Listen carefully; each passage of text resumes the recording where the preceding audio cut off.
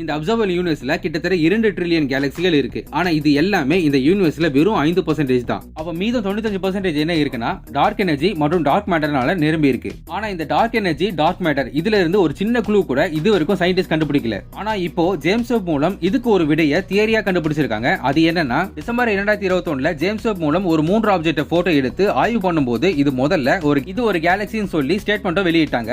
ஆனா 2022ல திரும்பவும் ஆய்வு பண்ணும்போது தான் ஒரு விஷயமே தெரிஞ்சது. அது என்னன்னா 13.2 பில்லியன் ஒளியாண்டுகள் தள்ளி இருக்கிற இந்த கேலக்சில இருந்து இவ்வளவு பிரைட்னஸ் வெளிவராதுன்னு சொல்றாங்க. சோ இது ஒரு கேலக்சியே இல்லனோ இந்த யூனிவர்ஸ் உருவாகும் போது டார்க் மேட்டர்னால உருவான குரூப் ஆஃப் டார்க் ஸ்டாரா இருக்கலாம்னு தியரியை முன்வைக்கிறாங்க. இருந்தாலும் இந்த ஆப்ஜெக்ட் ரொம்ப தூரத்துல இருக்கனால ஜேம்ஸ் வெப்னால சரியா கண்டுபிடிக்க முடியல. பட் ஃபியூச்சர்ல ஜேம்ஸ் வெப் மூலம் இதையும் கண்டுபிடிச்சுன்னு சொல்றாங்க. இதன் மூலம் இது ஒரு டார்க் ஸ்டார் தான் அப்படின்னு கண்டுபிடிச்சிட்டானா இதன் மூலம் டார்க் மேட்டர் பத்தி தெரிஞ்சுக்க ஒரு நல்ல வாய்ப்புகள் இருக்கு. இது போல சுவாரஸ்ய தகவலை தெரிஞ்சுக்க என்னோட சேனலை சப்ஸ்கிரைப் பண்ணுங்க. நன்றி.